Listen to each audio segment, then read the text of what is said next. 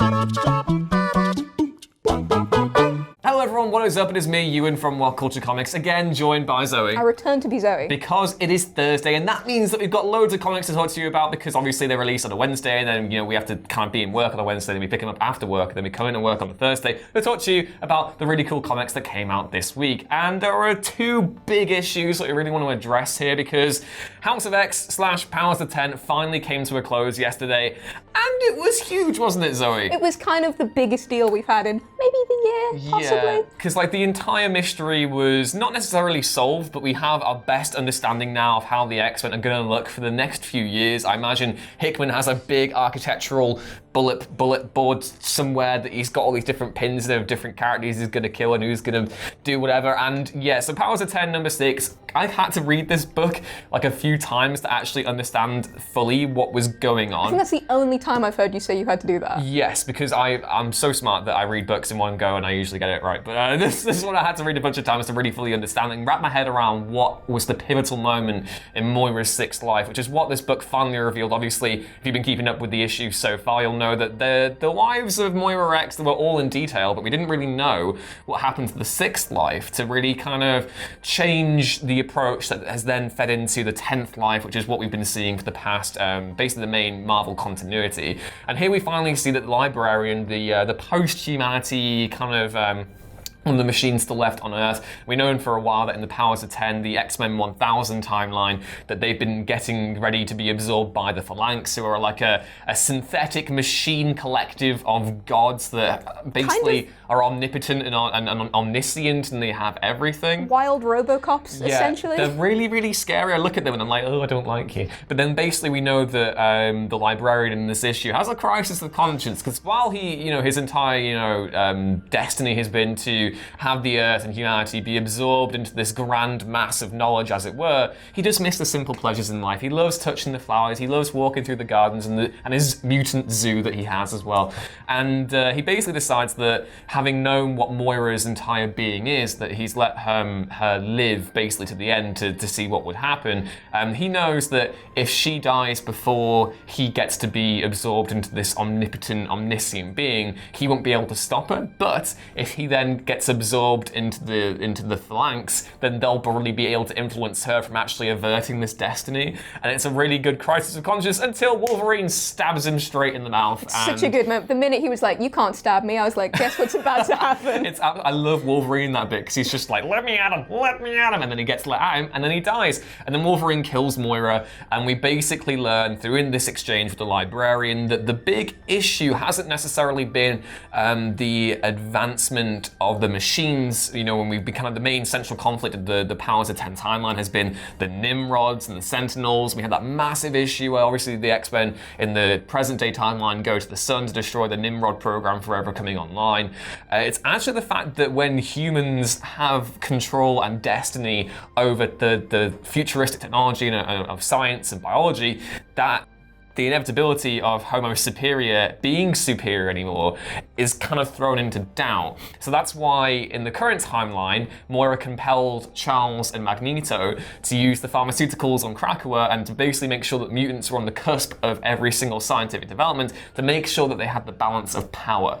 And I think that's an amazing explanation for what's been going on. Well, it's obviously an interesting one, because when the series started, you were sort of like, well, clearly there's some key things that we have to learn about this, but what on earth could they possibly be? So it's interesting to see that they're clearly, I know it sounds bad to say, oh, there was a plan, but with some comics historically, it's like, oh, there was actually a plan, and it's a really goddamn cool one. Yeah, it's really cool, because we also learn that Moira has basically been seeding doubt into Charles Xavier's mind pretty much the past for the entirety of her 10th life, and we kind of see that maybe Charles isn't necessarily unstable, but he's certainly not the Professor X that everyone came to know. But I thought the biggest takeaway from here wasn't necessarily that we now have the reason, we now know why the mutants basically started the pharmaceuticals. It's more so the idea of Charles and Magneto getting beyond Moira's influence, because we learned that they visited Sinister without her approval. And obviously in the other timelines, if you've been paying attention, you know that when Sinister got involved, the Chimeras happened, and there were certain things that didn't go according to plan there. It's interesting, because obviously the minute you see all this utopia and everyone's happy, they have kind of a weird moment in the 5th issue. Yeah, Nightcrawler, just saying it, you silver-tongued devil you. If it works, it works. There's a way with words. But it's interesting to see how obviously they have this character who essentially could make everything work perfectly. But it's like, well, something has to go wrong. Yeah. And I think seeing the seed sort of be sown is very interesting. The foreshadowing in this issue is great because obviously as much as Powers of 10 number 6 is about, setting this, like bringing in close to the story of this new X-Men era, it's also about opening up a new chapter.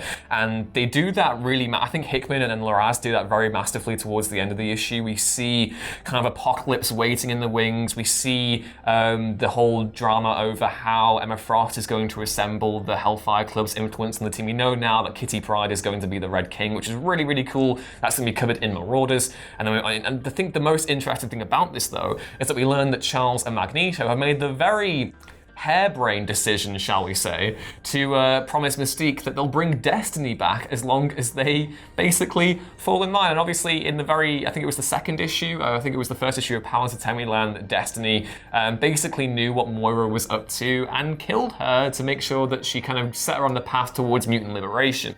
And the big issue here, of course, is that Moira knows that so far, every single path has led to the destruction of mutant kind.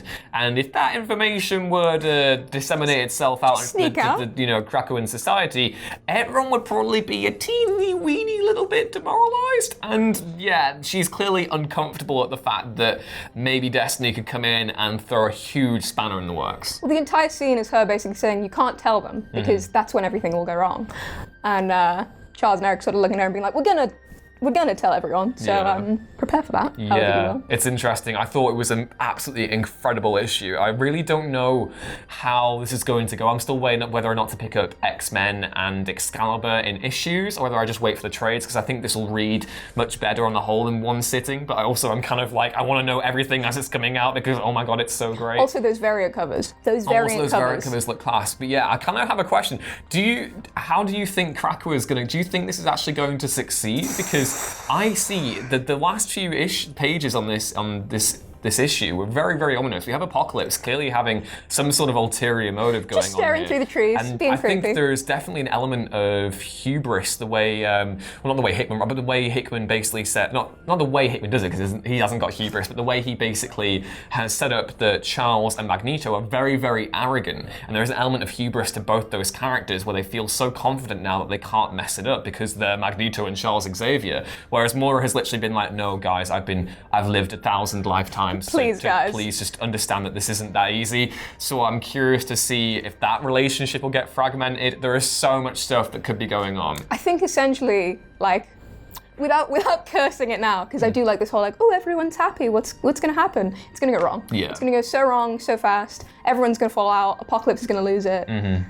Magneto's going to go crazy. I think it's pretty much established that at some point Magneto's going to go crazy, so look forward to it. But moving on from Powers of 10 to another little book that we've been enjoying, the mystery has been unraveling. I Can Do Grammar Well. Event Leviathan number 5 came out yesterday as well, and we did a speculative video ages ago on who we thought was Leviathan. Turns out we're both wrong. We were the most wrong. We were the most wrong we could possibly. I actually watched it yesterday when I read the comic, and I was like, wow, we didn't even consider. So essentially, for anyone who hasn't been keeping up, Event Leviathan number 5 has not directly revealed who Leviathan is, but revealed who Leviathan is. And surprise, it's Mark Shaw. Now I may hear you say, who is Mark Shaw? There are a lot of Shaws in the comics. There are many Shaws, and there are many Marks. Mark Shaw is the second Manhunter, and yeah, I forgot about him too. until he showed up, just like, oh, it has to be a Manhunter. It's definitely not Kate. He has all of the training. He was messed around by the US government. He's perfect for the role. As well, yeah. He's got the staff. That's why he's been tracking Kate Spence, because he has a vendetta against all the Manhunters, and he wants his staff back. Yeah, it's really cool. I think the way I love this issue, I think even though I love the mystery itself, is I love the way Bendis just nails the voice for all these characters. That there are times where the action's coming from outside a location, you see these different speech bubbles, and you can never at one point are you confused who's talking at a given moment.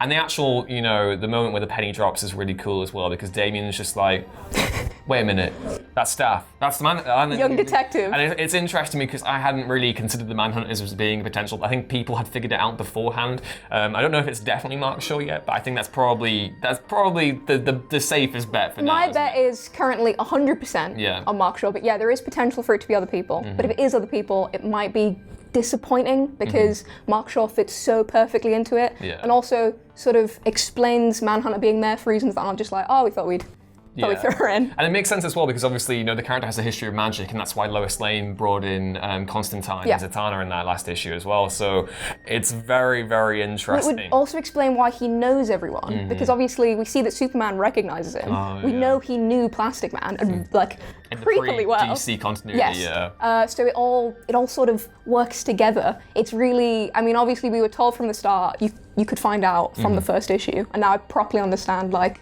how that was meant to be. Yes. It's very good. Yeah, we wrote before that it's going to tie into Doomsday Clock in a way as well, because Bendis has been seeding some stuff with the Legion of Superheroes. I was reading earlier on that in the Legion of Superheroes, Legion lost its first issue in the Commandy section. You actually see Leviathan / Manhunter's logo inscribed on a few walls. So there's interesting stuff going on there. And obviously Mark Shaw's Manhunter does appear in Doomsday Clock as well. He's on the White House lawn along with Black Adam. But yeah, please let us know what you thought of these stories down in the comments below. Are you excited to see where the X-Men go from here in this brand new era? It's probably going to have a lot of drama as well, and also what you think of Event Leviathan, or Leviathan rather's true identity. And also be sure to like, share, and subscribe, and head back on over to whatculture.com/comics for more news lists, and articles like this every day. I talk a lot. I've been Ewan. You can follow me on Twitter @YouRunesThings, and I've been joined by Zoe. And I'm the conspiracy theorist, and you can follow me at Zemascal. I'll see you next time. Bye. Bye.